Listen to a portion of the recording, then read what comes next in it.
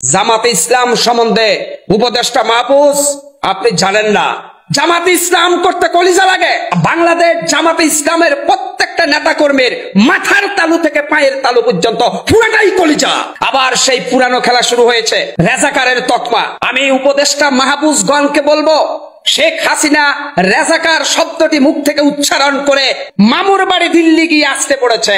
এই উপদেষ্টা মাহফুজগণ, আপনারা যদি আবার ওই দেশের মধ্যে রাজাকার ফাইজলামি শুরু করেন, আপনারা আটলান্টিকের ওই পারে ওয়াশিংটনে আসতে পড়বেন। 1971 সালের স্বাধীনতা যুদ্ধে জামাতের কি অবদান ছিল না ছিল আমরা জানি না, কিন্তু সময়ের পরিক্রমায় এই মুহূর্তে বাংলাদেশ জামাতে ইসলাম মাটি এবং মানুষের মন জয় করে নিয়েছে। জামাতে ইসলাম কি চাঁদাবাজি করে? জামাতে ইসলাম কি মানুষ খুন করেছে? মিয়া, কেন আজকে জামাতে ইসলামকে নিয়ে আপনাদের এত চুলকানি? সময় মতো আপনাদেরকে মলম লাগিয়ে দেওয়া হবে।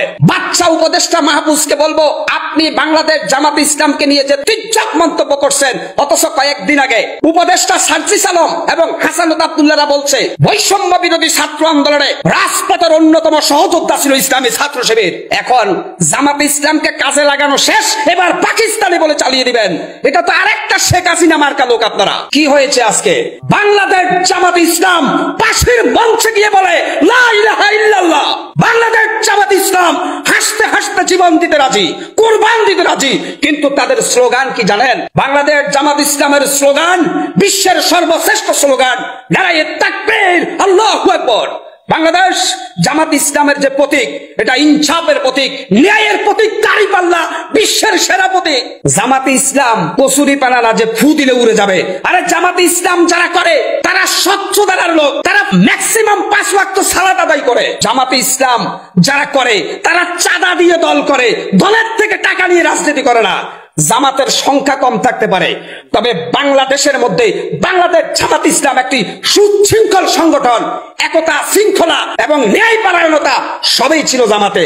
আর জামাতের আমির কে ছিল জানেন?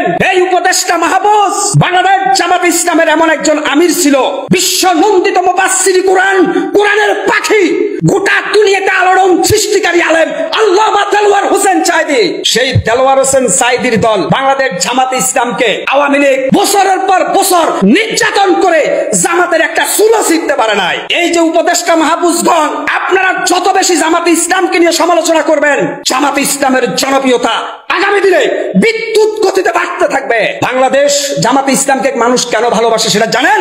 বাংলাদেশ জামাত ইসলামের অনেক আলেম বাংলাদেশের প্রতিটি ঘরে ঘরে কালেমার দাওয়াত পৌঁছে দিয়েছে। বাংলাদেশ জামাত ইসলাম যারা করে তারা ফজরের নামাজ থেকে শুরু করে এশার পর্যন্ত সালাত আদায় করে। থাকতে পারে জামাতের মধ্যে ভুল ত্রুটি, আমি দালালি করছি না, তবে আমি মনে করি রাজাকার শব্দ দিয়ে নতুন করে এই দেশে আর কোনো বৈষম্য তৈরি করবেন না। বাংলাদেশ জামাত ইসলামের অনেক নেতা আছে যারা বাংলাদেশের আকাশের উজ্জ্বল নক্ষত্র।